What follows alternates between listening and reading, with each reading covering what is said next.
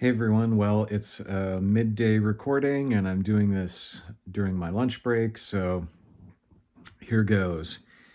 This is about the Natal Guardian Angel or the Natal Good Daimon, depending on what source you're looking at. And this is an idea that comes from Henrik Cornelius Agrippa, where he talks about various ways that you can calculate the name, or a name, I should say, of an angel who is assigned to you at birth, who is a good one. And he doesn't give us too much more to go on, but Ursula Bone Lips, I think is her name. She talks about, gets into a little bit more detail about her experience, and I'll try to find her website and make sure to link it up in the description after or before I upload this. But she talks about how the idea of these daimons, the first one, the good one, because there are two, there's one that can be derived that is a good name and another that is a wicked name or an evil name. So the good one is kind of what it sounds like, but it's also the thing that says yes. It says yes to everything you want to do, right? And you can see how this could be a bad thing, right? Something that is only fueling your worst instincts, right? Something that you want to do but is actually bad for you. So there could be, this is sort of the issue with benefic energy in general, right? Specifically Jupiter and Venus, is that you can either get too much of a good thing or it can actually expand a bad thing.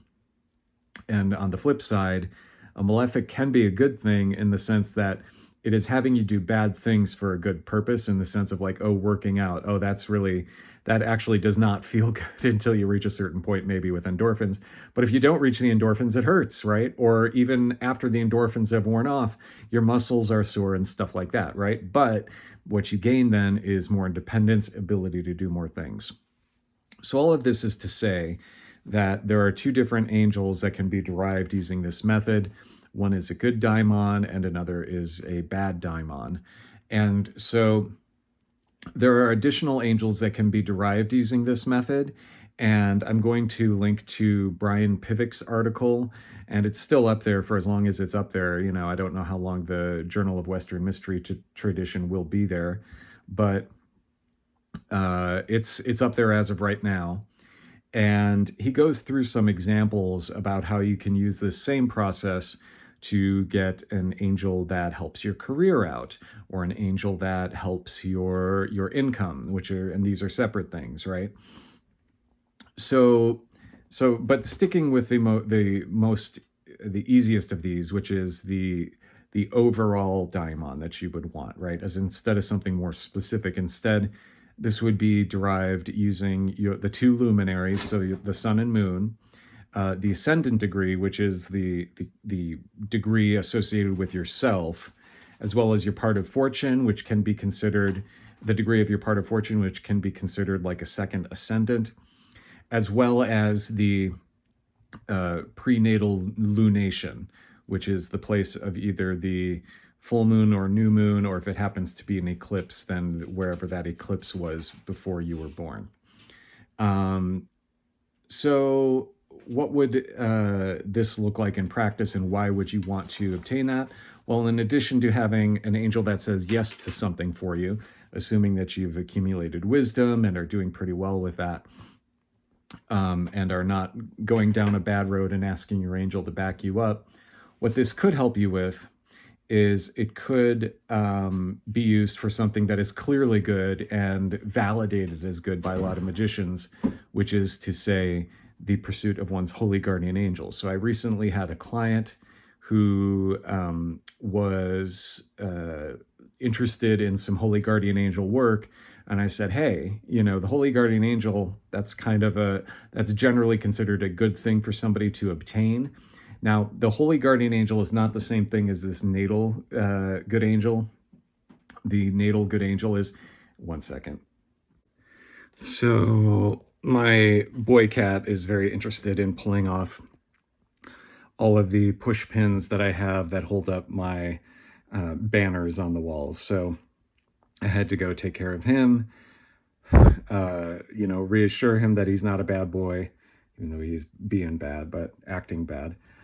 So anyway, it's not the same. The natal guardian angel, or natal good angel, I should say, is not the same thing as the holy guardian angel, but you can request and petition this natal good angel to please make it easier and please facilitate coming into full knowledge and conversation of your holy guardian angel.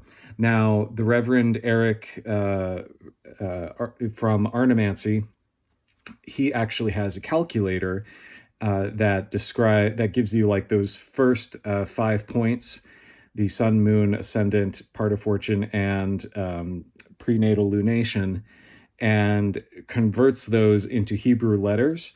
And there's just one additional step, which is to attach a suffix. And Brian Pivot goes into that. I'll add a little bit extra because you can actually add the suffix yod shin at the end, which goes ish, because I've seen that also in addition to the ones that he provides. So I'll go ahead and link all of those in the description. But yeah, just one additional step. If you're doing HGA work, hey, why not call on this natal good angel and say, hey, please facilitate this, and it'll go yes, and it'll do its best. Now, just be advised that if you're working with this angel, it may give you additional names or another name. Angels will do that. You'll have a nickname, which is sort of like a way of facilitating contact, and then it might give you a more formal name later. But anyway, I'll talk to you later. Bye.